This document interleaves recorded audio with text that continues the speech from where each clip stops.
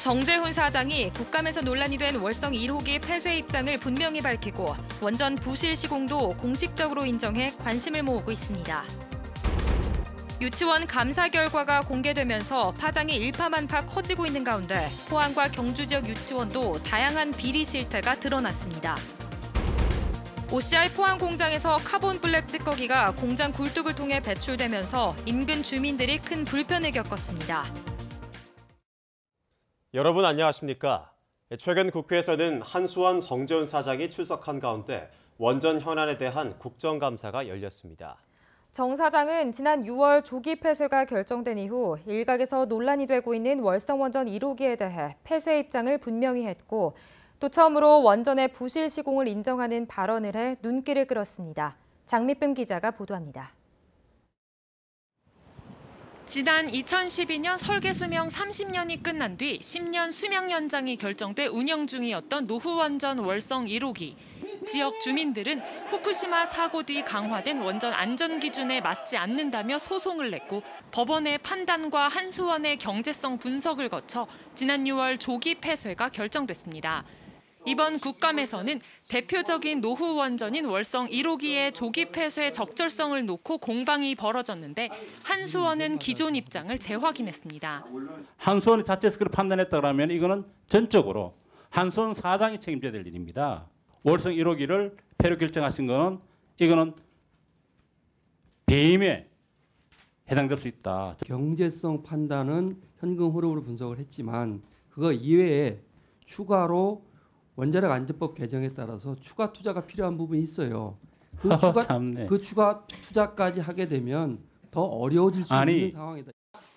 이와 관련해 국감에 출석한 전문가들은 국제적으로 원전 안전 기준이 강화되면서 노후 원전의 수명 연장은 경제성이 떨어지고 있다고 발언했습니다. 안전 기준이 높아져가지고 예를 들면 프랑스 같은 경우 최초 원전인 프랑스 페센하임 1호기가 수명 연장 포기했고요. 그다음에 일본 같은 경우도 재가동 9기밖에 못했고 40여 기 원전 중에 26기만 최대로 가동할 수 있고 나머지 원전들은 가동을 다 포기했습니다. 네.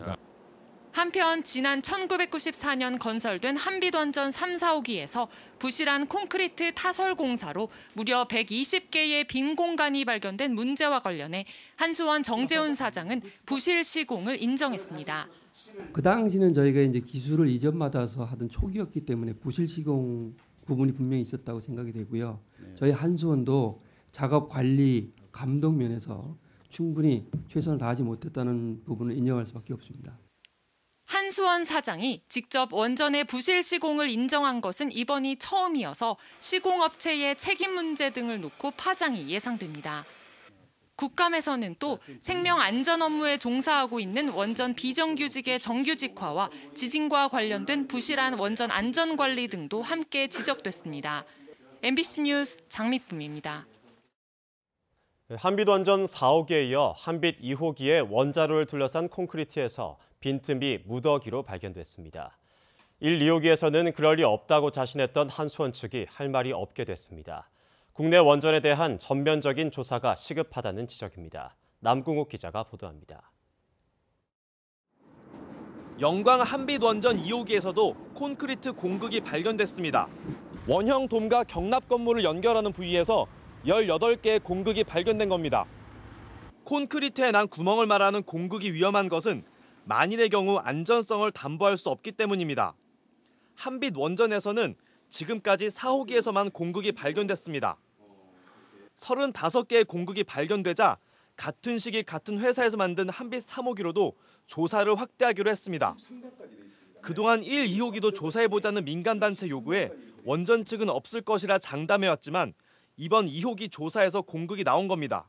이 경험이 많은 회사에서 지었기 때문에 그런 부실공사라든가 이런 부분들은 상대적으로 없었을 것이다 라고 봤는데 한빛 2호기는 정비를 마치고 이달 중 발전을 재개할 계획이었지만 발전 재개는 기약할 수 없게 됐습니다. 문제는 다른 원전으로도 공극 조사가 확대되는 경우입니다. 민간 단체는 2호기를 만든 회사가 1호기도 만들었다며 한빛 1호기는 물론 현재 정비가 진행 중인 5호기와 6호기로도 조사 확대를 요구할 계획입니다. 이렇게 추가적으로 많이 나오니 3호기도 해야 되고 2호기도 추가적으로 나와버렸잖아요. 네. 그래서 1호기는 2호기하고 1호기하고 쌍둥이고 3호기하고 4호기 쌍둥이고 5, 6호기도 지금 5호기 검사한 결과를 보고 6호기도 뭐 나올 예정으로 있고요. 현재 한빛 원전은 6기 가운데 5기가 가동을 중단한 상태입니다. 계획 예방 정비 중인 5호기에서도 공극 조사가 진행 중인데 여기서도 만약 공극이 추가로 발견된다면 모든 원전으로 조사가 확대될 가능성을 배제할 수 없습니다. MBC 뉴스 남궁욱입니다. 국내 원전의 원자로 경납 건물 벽 안쪽에서 빈 공간이 발견돼 원전 안전에 대한 불안감이 커지고 있는 가운데 한전이 아랍에미리트에 짓고 있는 바라카 원전 4기에서도 비슷한 문제가 발견돼 파장이 일고 있습니다. 김종갑 한전 사장은 어제 국감장에서 아랍에미리트 원전에서도 공극이 발견돼 시공이 중단된 적이 있다고 밝혔습니다. 실제로 아랍에미리트 원전은 지난해 4월 준공 예정이었지만 공극 보수 공사 등으로 건설 기간이 길어지면서 준공 시점을 올해 말로 연기한 것으로 알려졌습니다. 민주당 우원식 의원은 최신 원전이라는 아랍에미리트 원전에서도 공극이 발견됨에 따라 같은 모델인 신한울 1, 2호기와 신고리 원전에 대해서도 조사가 불가피하다고 밝혔습니다.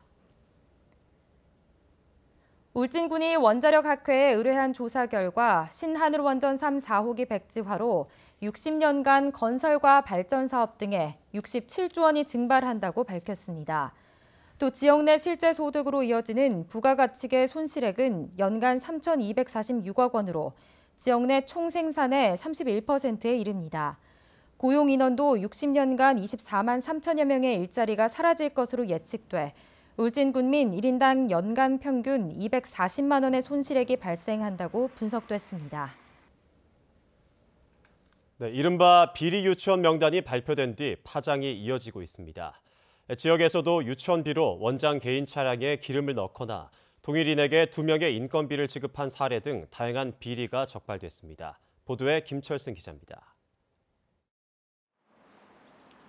포항의 한 유치원입니다. 이 유치원 원장은 지난 2014년부터 개인 차량에 가스 충전비 300여만 원과 자동차세 120여만 원을 사용했다가 환수 조치 당했습니다. 또 다른 유치원은 한 사람을 차량 운전자와 방화 관리자로 만들어 이중으로 인건비를 지급했다가 6천만 원을 회수당했습니다.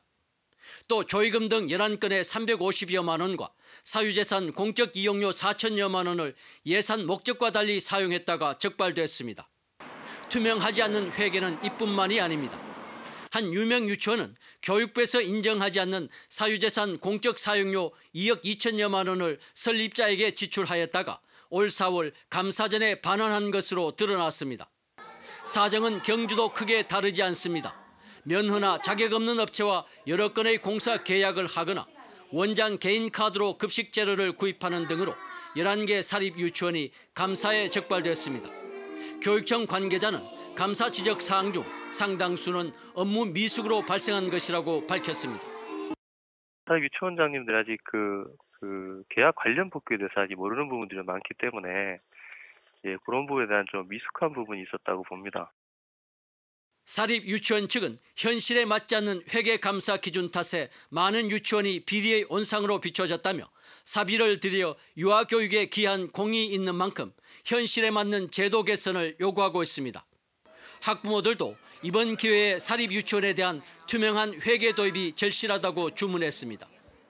이번 사태를 기회로 삼아 공공성이나 투명성을 보장받을 수 있는 시스템을 마련하여 국민들인데 신뢰받을 수 있는 사립 유치원으로 거듭나기를 바랍니다. 포항 지역 57개 사립 유치원은 다음 달 1일부터 시작될 원화 모집에 이번 유치원 감사 결과가 어떤 영향을 미칠지 촉각을 곤두세우고 있습니다. MBC 뉴스 김철승입니다. OCI 포항 공장에서 카본 블랙 찌꺼기가 어젯밤 공장 굴뚝을 통해 배출되면서 시커먼 분진이 청림동 일대로 떨어져 인근 주민들이 큰 불편을 겪었습니다. 경상북도와 포항시는 정확한 사고 경위와 OCI 포항 공장의 과실 여부를 조사하고 있습니다.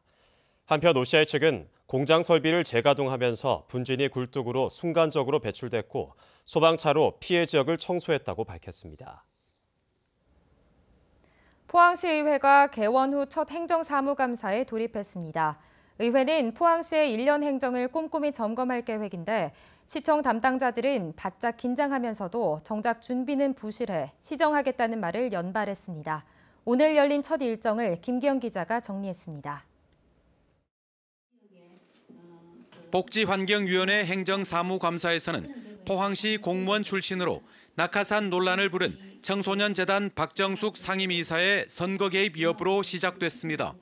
재단 설립 한 달 후 6월 지방선거 때 일인데 박 상임이사는 이를 완강히 부인해 향후 노조와 진실 공방전이 예상됩니다.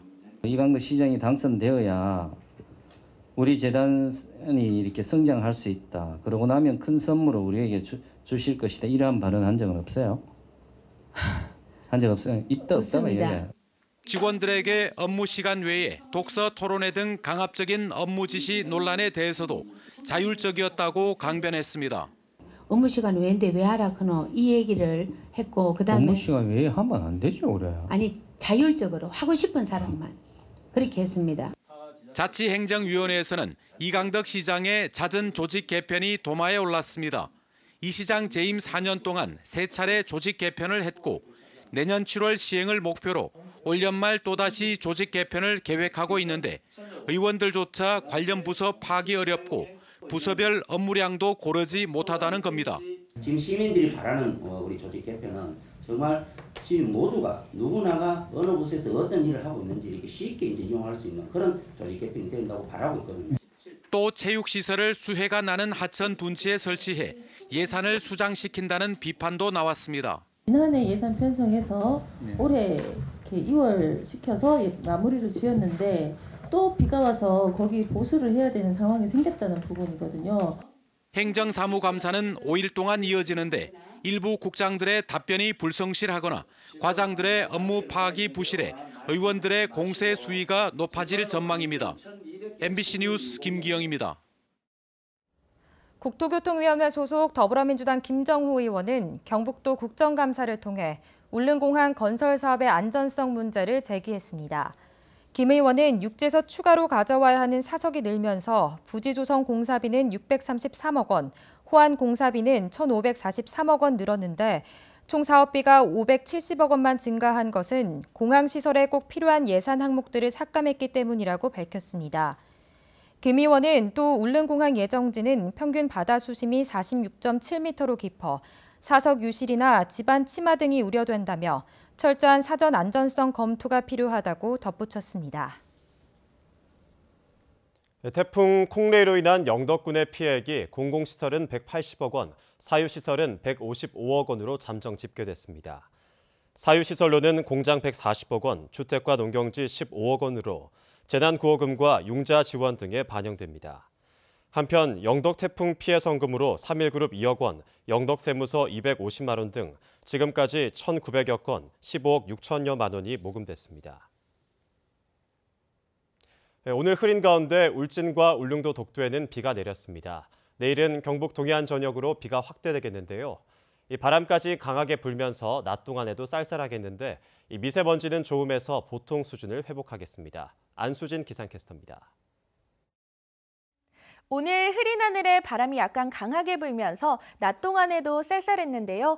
울진과 울릉도 독도로는 비가 내렸습니다. 이 비는 내일이면 경북 동해안 전역으로 확대되겠습니다. 예상되는 비의 양은 경북 동해안과 울릉도 독도에 20에서 60mm입니다. 미세먼지로 온종일 탁했던 공기는 비로 인해 먼지가 씻겨 내려가며 좋음에서 보통 수준을 회복하겠습니다. 동풍이 불어오면서 경북 동해안과 울릉도 독도에는 강풍 예비특보가 내려졌고요. 동해 전해상으로는 풍랑 예비특보가 발표됐습니다. 자세한 내일 날씨 알아보겠습니다. 내일 바람이 강하게 부는 가운데 흐리고 비가 오겠습니다. 아침 기온 8도에서 11도, 낮 기온은 15도에서 18도입니다. 울릉도와 독도에는 바람이 매우 강하게 불고 비가 오겠습니다. 아침 기온 울릉도 11도, 독도 14도, 낮이 되면 울릉도 13도, 독도 15도입니다. 동해상으로는 천둥, 번개를 동반한 비가 내리겠습니다. 바다의 물결 동해 전해상에서 최고 4m까지 일겠습니다. 경북 남부 동해안으로는 금요일 새벽까지 비가 내리겠습니다. 비가 그친 후로는 대체로 맑은 날들이 이어지겠고요. 낮 기온은 20도 선을 회복하겠습니다. 날씨였습니다.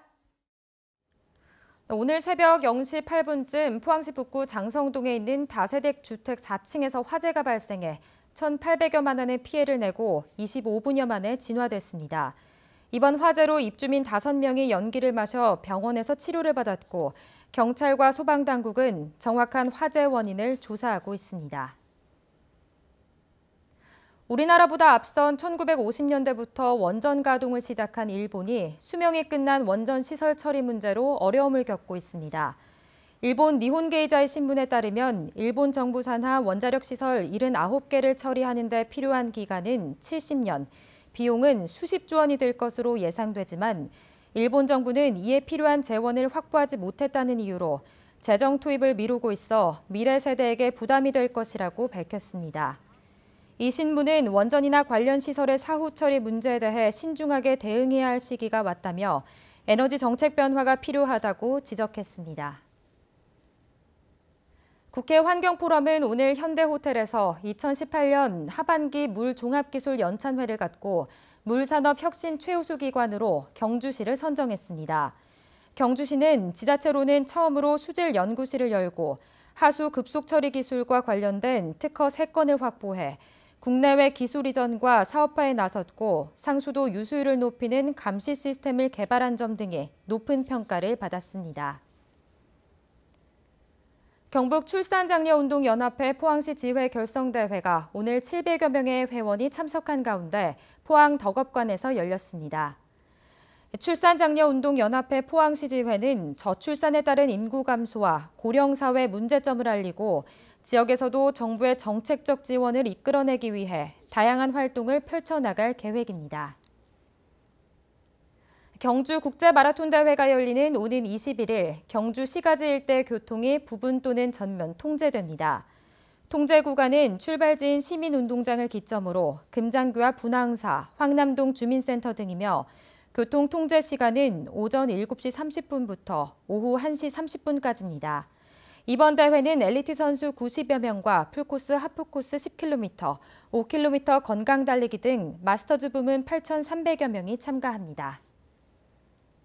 네, 이상으로 포항 MBC 뉴스데스크를 마치겠습니다. 여러분 고맙습니다.